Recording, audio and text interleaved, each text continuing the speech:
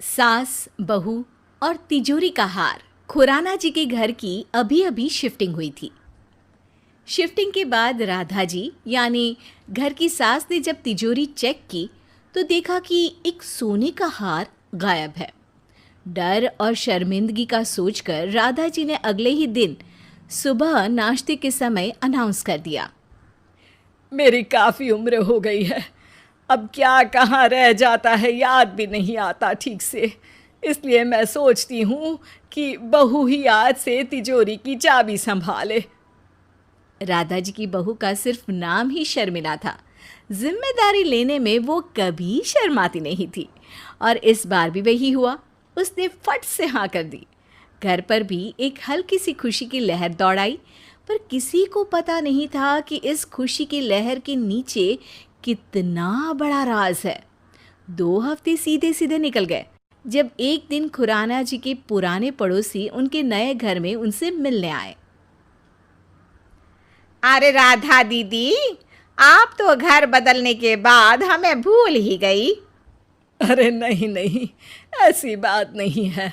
घर में ही इतना काम रहता है कि कुछ और करने का मौका ही नहीं मिलता है। आप बताइए, आपका कैसा चल रहा है? अरे बस भाभी जी, हमारी बेटी श्रुति की शादी फिक्स हो गई है। आपको उसी का कार्ड देने आए थे। ओहो, बहुत बधाइयाँ आप दोनों को। राधा जी के चेहरे पर तो मुस्कुराहट थी, पर अंदर कुछ और ही चल रहा था। उनको पता था कि यही समय है सोने के हार से अपना पल्ला झाड़ने का। उस रात श्रुति की शादी का डिस्कशन डिनर टेबल पर चल ही रहा होता है जब राधा जी बोल उठती हैं।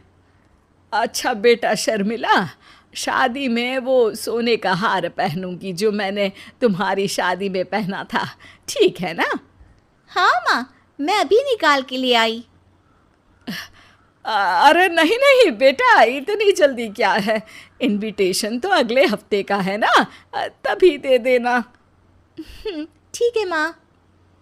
राधा जी को पता था कि अगर इतनी जल्दी हार के खोने की बात बाहर आ गई तो शक का कांटा उनकी तरफ भी मुड़ सकता है। यहाँ दूसरी तरफ शर्मिला को कोई शक तो नहीं हुआ था, पर उसी रात वो दूसरे गहने देखने के लिए तिजोरी खोलती है तो पता चलता है कि सास को जो हार चाहिए वो तो तिजोरी में है ही नहीं। शर्मिला यहाँ अलग टेंशन में आ जाती है। बहुत देर तक सोचने के बाद भी जब शर्मिला को कुछ समझ में नहीं आता तो वो अपने पति से बात करती है। सुनते हो, वो आप जानते हो ना माँ कि वो सोने वाले गहने जो कि उन्हें बहुत पसंद हैं।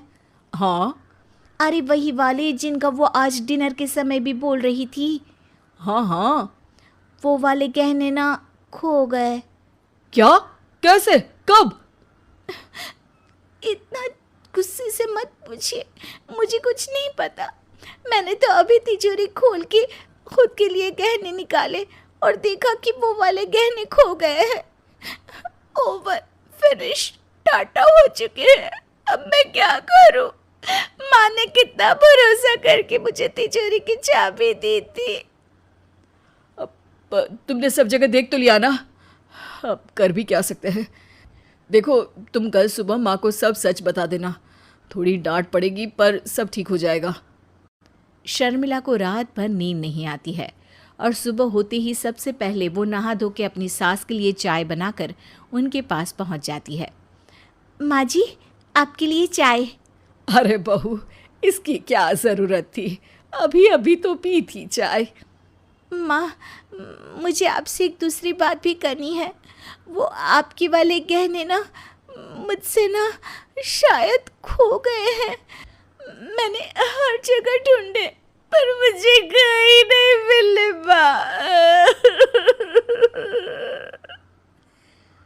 शर्मिला बोलते बोलते ही रो पड़ती है। माँ, आपने मुझ पर इतना भरोसा किया पर मैं इस भरोसे के लायक ही नहीं हूँ। अरे बेटा, गलती तो सबसे हो जाती है। अच्छा हुआ तुमने मान लिया। चलो कोई बात नहीं। सामने तो राधा जी एकदम आइडियल सास बन रही थी, पर मन में तो उनके लड्डू फूट रहे थे। मिशन सक्सेसफुल, रिस्पेक्ट अर्नड वाली फीलिंग दौड़ रही थी। अभी के लिए मैं तुझसे तिजोरी की चाबी वापस ले रही हूँ, पर तुमने एक बहुत ही महत्वपूर्ण सीख ली। अपनी चीज़ों का ध्यान रखना बहुत ज़रूरी होता है बहू। खुराना साहब और राधा जी के बेटे भी इस बात को सुन रहे थे और वो भी काफ़ी खुश थे कि राधा जी कितनी समझदार हैं, ऐसे सिचुएशन को भी कितने प्रेम से संभाल रही हैं। पर इतने में घर की घंटी बज जाती है। शर्मिला की ननद रोहिणी आई है।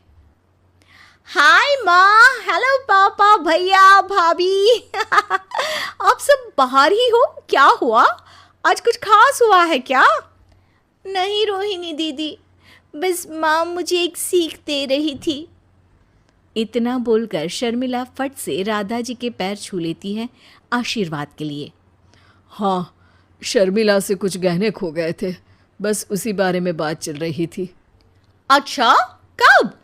ओह, गहनों से याद आया माँ, वो जो गहने आपने मुझे मेरी सहेली की शादी के लिए दिए थे ना, वो मैं ले आई हूँ। सब एकदम फिदा हो गए थे उस पर। शर्मिला की ननद अपनी बैग में हाथ डालकर वही सोने का हार निकालती है जिसके पीछे इतना ड्रामा हुआ, और पूरा घर राधा जी की तरफ पलटता है। अच्छा, मैंने दिए थे? बढ़िया बढ़िया। बेटा, बहू, एक काम कर, ये तिजोरी की चाबी ना तू ही रख ले।